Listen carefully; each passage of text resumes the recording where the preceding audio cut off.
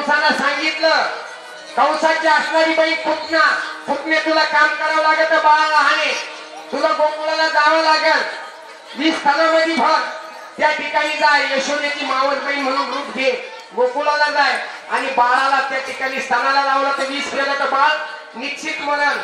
म्हणून पुतना मावशीच्या स्थानाला 20 भरून ती गोकुळामध्ये कंसानं पाठवली. आता ती पुतना गोकुळामध्ये आली, पण तिला राक्षस वृत्तीची असल्यामुळे प्रवेश त्या ठिकाणी मिळाला. तिचं राक्षसीचं रूप होतं. तिनं पाहिलं चौबाजूला नंद राजाच्या वाड्याला अंगरक्षक रक्षक होते, त्या ठिकाणी मध्ये शिरता येणार नाही म्हणून तिनं रूप पलटवलं. सुंदर अशी स्त्री झाली आणि त्या नंद राजाच्या वाड्यामध्ये तिनं प्रवेश केला. त्या टायमाला यशोदे मातेने पाहिलं बाळ झोपेल होतं. ही नवीन कोण व्यक्ती आली. यशोदा माता तिला म्हणे, अगं तू कोण ग? यशोदे मातेने सांगितलं, त्या टायमाला पुतणीने सांगितलं, अगं गोकुळामध्ये तुझा आनंद सोहळा मला कळला, मी तुझी मावस बहीण म्हणून तुझं बाळ पाहायला आलं, मला बाळाला घेऊ दे म्हणून ती पाळण्याकडे इकडे तिकडे कौटल्यावर बाळ दिसायला पाहायला लागली. बाळ झोपलेलं होतं पाळण्यात. यशोदेला म्हणे, अगं मला आनंद झाला, मी तुझी मावस बहीण, मला तुझं बाळ पाहू दे. आणि त्या टायमाला ती पाळण्याकडे गेली आणि बाळाला इकडं तिकडं पाहून मला कोणी काही का म्हणून बाळ उचलायला लागलं.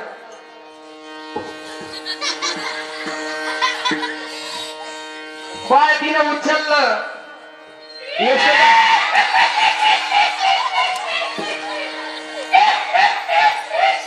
त्याच टायमाला तिच्या किरकाळीने यशोदे मातेचे डोळे झाकले. एवढं करून राहिलं नाही. बाळ तिला छातीला लावला, स्तनाला लावला, बाळाच्या स्तनात तिच्या तोंडात दिलं. बाळ दूध प्यायला लागलं. बाळाने दूध तर ओढलं, पण तिचं विषय ओढून घेतलं. विष ओढल्यानंतर तिचे पंचप्राण रक्त सुद्धा बाळ ओढायला सुरुवात केलं. आणि त्या टायमाला ती किरकाला द्यायला लागली, कृष्णा सोड, कृष्णा सोड.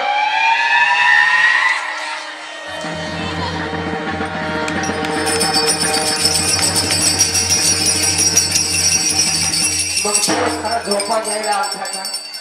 देवाला सांगितलं, एक तुम्ही कोणाला धरीत नाही आणि धरलं तर सोडित नाही. ही पहिली शिकार आहे. 20 तानात धरून मला मारायला आली काय? देवाला पहिलीच म्हणून ही बोहणी पहिली देवाला तिला पुतण्याचा त्या ठिकाणी वध झाला आणि पुतण्याचा मग त्या भगवंताच्या हातून उद्धार झाला. तिला वाटलं कंसाच्या हातून मेल्यापेक्षा, तिलाही कळत होतं देवाच्या हाताने मेलं पहिलं मरण आलं तर चांगलं, म्हणून ती त्या ठिकाणी तिचा उद्धार श्रीकृष्ण भगवंताच्या हातून झाला. पुढे राक्षस कुळामध्ये ती जन्माला आली म्हणून तिला पश्चाताप झाला का राक्षस कुळामध्ये देव धर्म होत नाही, परमार्थ होत नाही. अशी किती उदाहरणं. हिरण्यकशिपूच्या पोटी भक्त प्रल्हाद जन्माला आला, देवाचं नाव घेऊ देत नव्हता. म्हणजे राक्षस वृत्तीच्या लोकांना कधी देवाचं नाम चाललंच नाही. पुतनाही त्या कुळात जन्माला आली. पुतनाला वाटतं याच्याकडून उद्धार भगवंताकडून झाला तर पुढचा जन्म जर चांगला मिळाला तर मला भगवंताचं नामस्मरण करता येईल.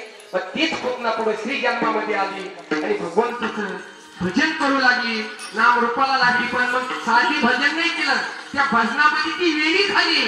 काय करू असं कळालं, देवासाठी ती येडी झाली. संसारात तिचं चित लागाना. मग गल्ली मुळाला हिंडायला लागली, पोरं तिला खडे मारायला लागले. मग ती काय म्हणती पुढच्या श्री जन्मामध्ये येडी झाली देवा करता आणि काय म्हणती ती विचारलं पाहिजे. मी सद्गुरुची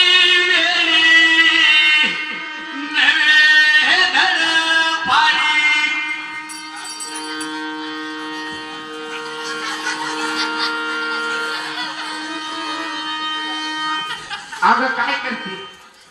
मी सद्गुरुची वेळी नवे धर फारी केली प्रपंचाची आस दे बाणात उडले नसे लागले स्वरूपाचे पिछे टाकीला मदर मोकळे केस झाली मी उघडी.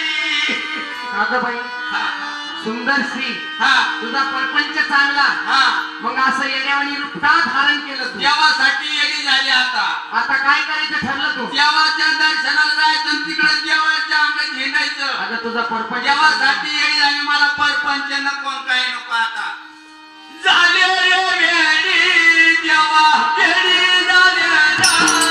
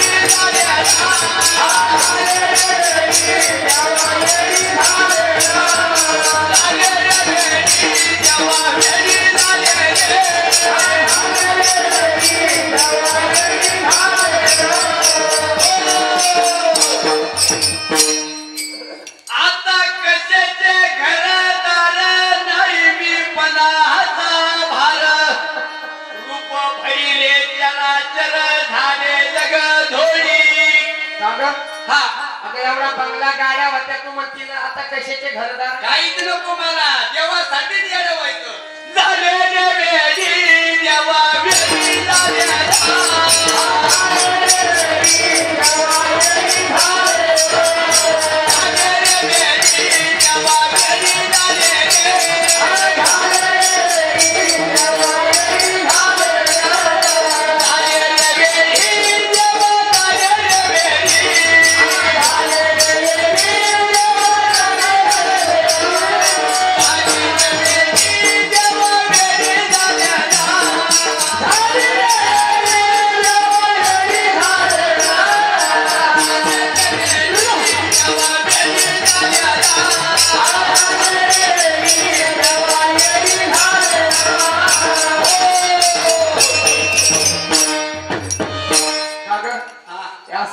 करून घेतलं गल्ली बोळा हे पोरं तुला दगड मारी द्या तुला काही वाटत नाही काही शरीराला जपणं तोंडाला कोण दगड आणि कोण काय करीन तर कोण काय काय बाबा पण देवासाठी येडी झाली नाही पण अशी दशा का करून घेत सांगते मी तुला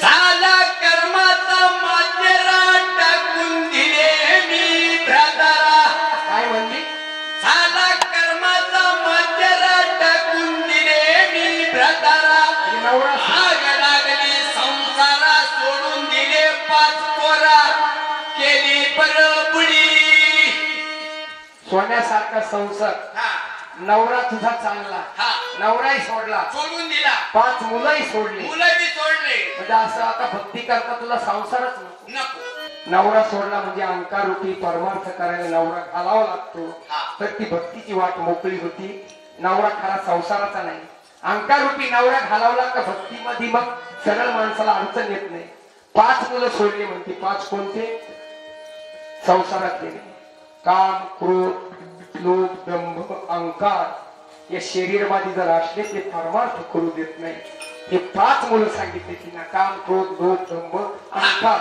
हे शरीरामधून नाहीशे करा नक्की परमार्थ देव तुम्हाला सापडल अहंकाराला छाती फुगू नका हा नवरा 5 मुलं हे सांगितले खरी संसाराचे नाही मग ती परमार्थाची वाट सरळ झाली तर मग परमार्थाला अडचणच येत नाही असं तिला म्हणायचंय झाला कर्माचा मातेरा टाकून दिले मी भ्रातारा आग लागली संसारा सोडून दिले मी 5 पोरा केली बरबुडी झालेल्या वेळी जेव्हा वेळी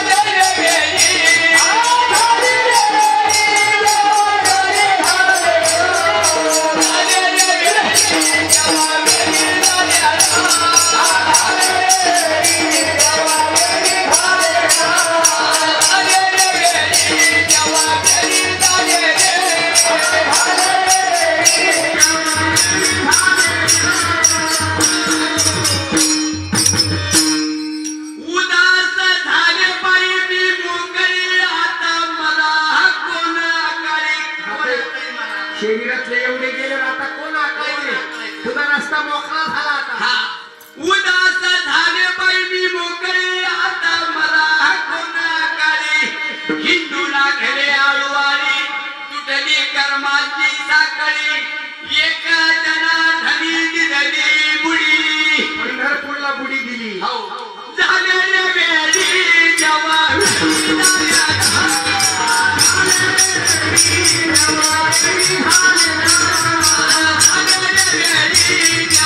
Hallelujah.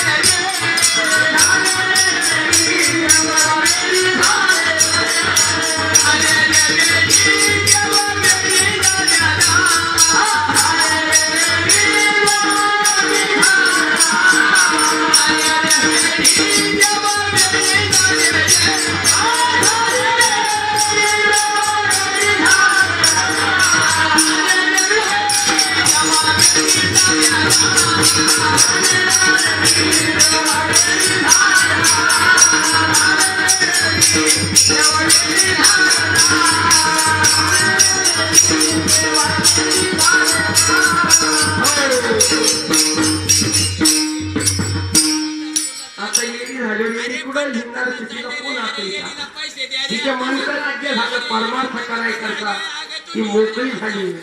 आता गल्ली बोळाला हिंडायला लागली. अगं तुम्ही येड्या वाटत नाही बाबा. अरे द्या रे येडीला. अरे पैसे बऱ्या काळात ते येडी दे म्हणा. पाय मला बाई ना अगं येड्या वाटण पैसे नाही देत दिले ना तर खरंच येड्या वाटण. तिचं म्हणण्याचा उद्देश असा आहे, माझ्या माता भगिनी या ठिकाणी बसल्या. येडं व्हायचंच असलं पुढं लग्नाच्या डिजेवर नाचू नका. येडं व्हायचं असलं तर माऊलीच्या हरिपाठात येडं व्हा, तिथं नाचा, कीर्तनामध्ये नाचा, भक्तीमध्ये नाचा, ते जीवनाचा उद्धार होईल. कुठेही नाचू नका. हे नाचण्याचं साधन हे सांगितलं. याच्यात नाचलं तर तुम्ही आता या ठिकाणी आम्ही संध्याकाळी हरिपाठाला पाहिलं, लहान थोर मंडळी इथं जागा पुरवला, इतके नाचले, इतका आनंद. म्हणून आम्हाला वाटतं तुम्हाला असं शास्त्रानं किती सांगावं, पण तुम्ही बसत नाही. त्याच्यामुळे सोपत्या ठिकाणी इथं भावड वाहेत नाही, भावड ज्ञान आहे. तुमचं पहिला हरिपाठाच्या चाली तरुण मुली या कांगत, तरुण मुलं या कांगत, घुसड घासत नाही, शिस्तीमध्ये परमार्थ करत्या. माझ्या माता भगिनी एकच विनंती करते, असंच परमार्थात नाचा, जीवनाचा उद्धार होईल. डीजेवर नाचू नका. हे अधोगतीला जाण्याचं साधन आहे, मोक्षाला जाण्याचं साधन परमार्थ आहे.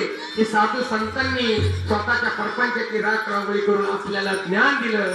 केरू बाबा असतील, गुरुवारी नारायणगिरी महाराज असतील, निवृत्ती बाबा, अशा अनेक संतांनी उपदेश केला. आणि हे परमार्थाचं रोकडं ही भक्ती जर कोणी काढली असेल, निवृत्ती दादानी दिला ज्ञानेश्वर महाराजाला. आणि ज्ञानेश्वर महाराजांनी याचं बीज रुजलं ते इंद्रायणीच्या काठावरती. माऊलीने इंद्रायणीच्या काठावर रुजलं.